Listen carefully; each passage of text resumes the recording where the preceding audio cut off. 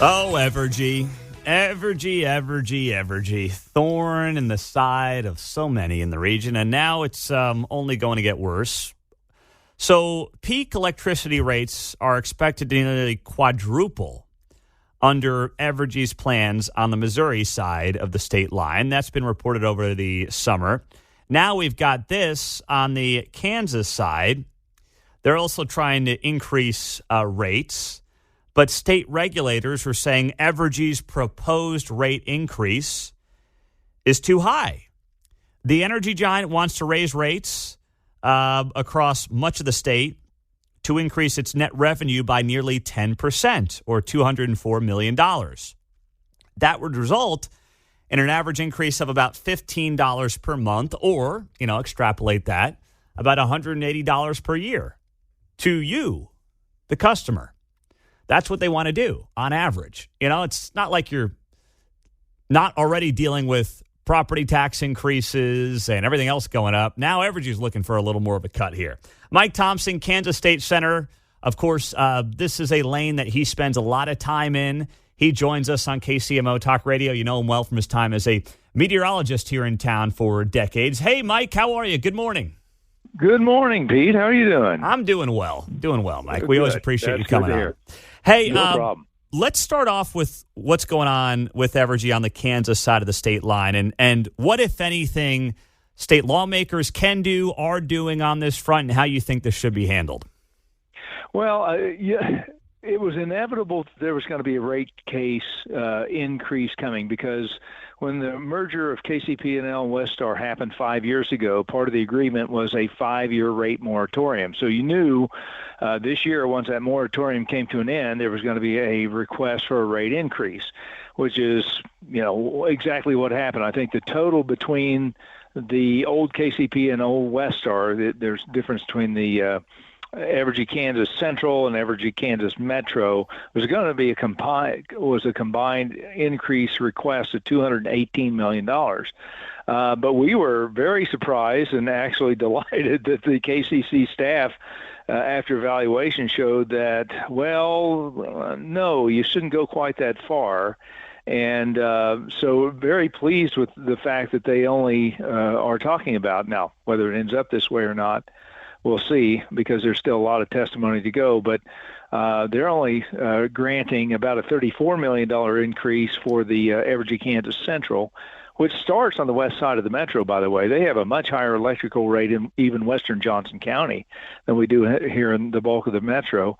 And then Evergy Kansas Metro, actually the KCC staff is asking for a decrease of 7.32%. So I haven't seen the inside baseball numbers yet of what they're, why they made that decision, but I think it's certainly justified, because the base rates over the last 10 years for Evergy are up about 44%, and in some parts of the Evergy area, 75%.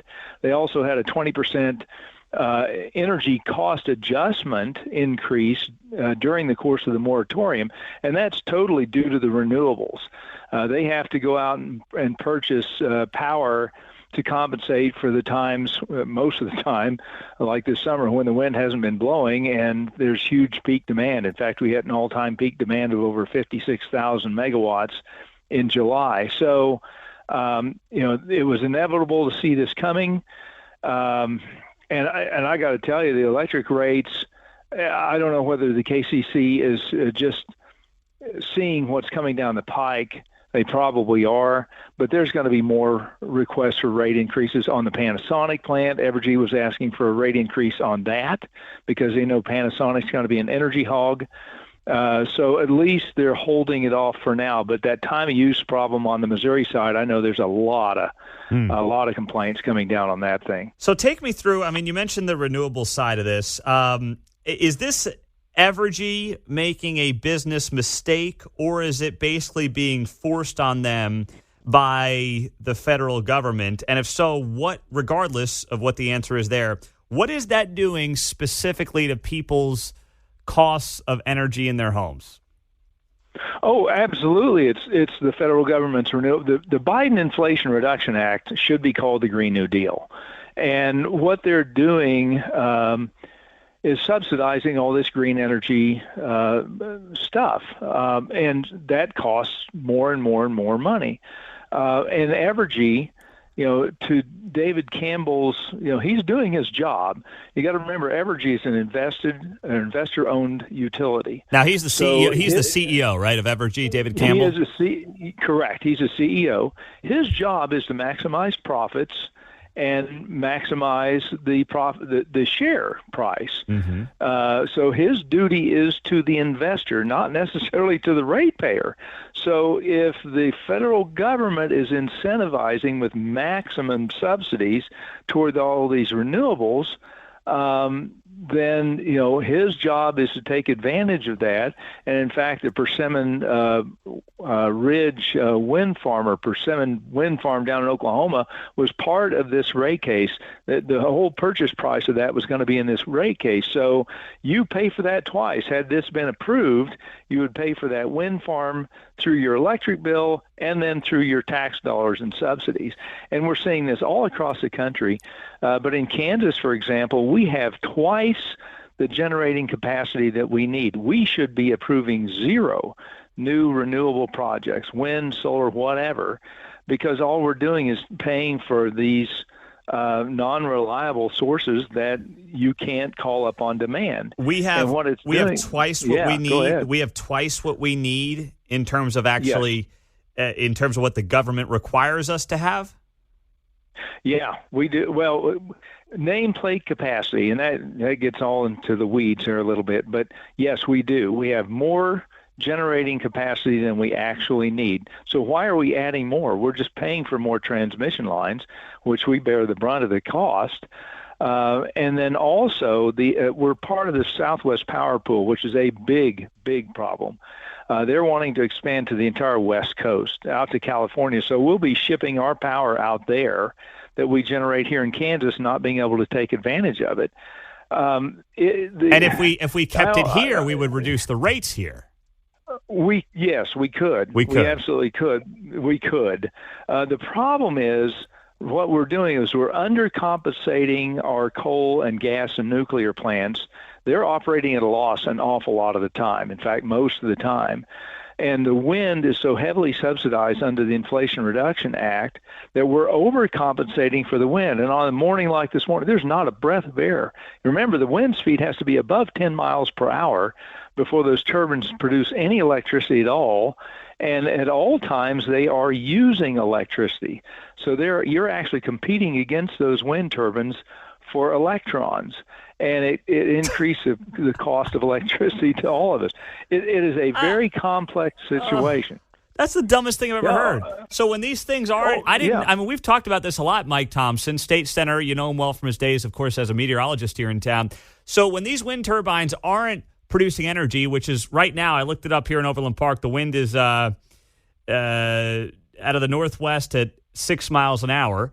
So these things aren't producing any energy.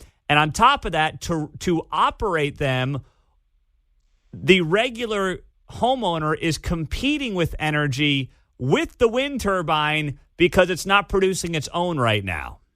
Right. Well, the blade assemblies on the older turbines are 38 tons. The nacelle, which sits atop the big pedestal, weighs about 58 to 60 tons. A 10-mile-an-hour wind is not going to turn that into the wind. They are electric devices. They require electricity to run all of the time. And when it's really hot, you have to cool the internal components of that nacelle. So during the peak heat of the summer, those things are probably using up to 50% of what they should produce. So they are net electricity losses. Wow. And you're paying for that through your electric rates.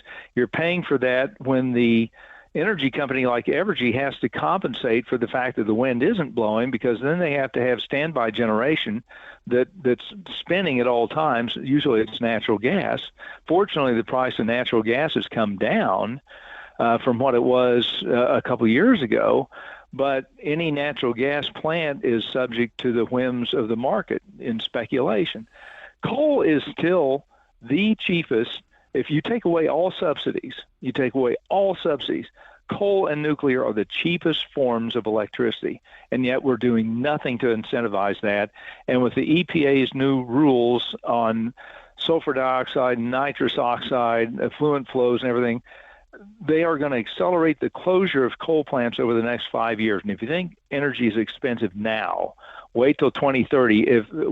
When all these new rules kick in, actually 2028, you'll see a lot of coal plants retire before then. And then the price of electricity is going to go through the roof.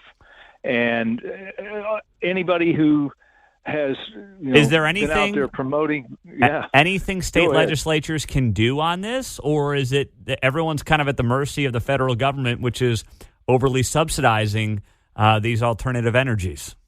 Well, yeah, there are things we can do at the state level, and I've tried to do, and we need to continue to do. And I think that is, number one, the wind industry and solar industries are no longer fledgling companies.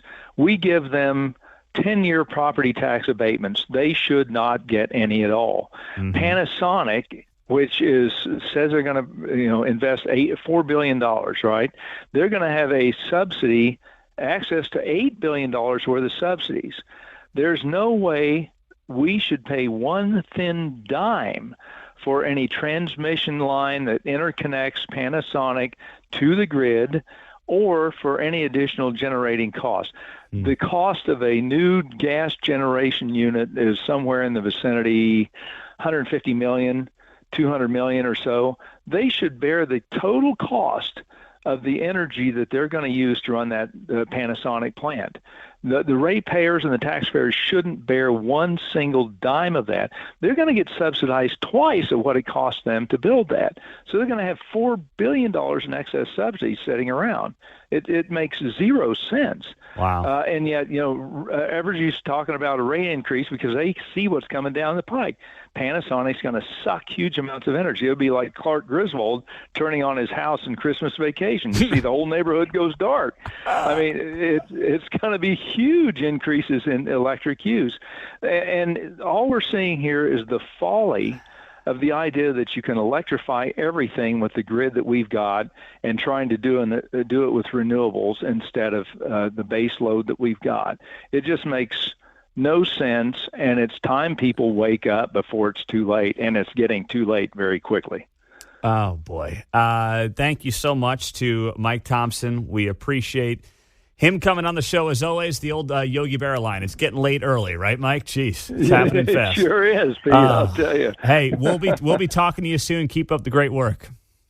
Thank you, sir. Appreciate it. There you go. That's Mike Thompson on KCMO Talk Radio.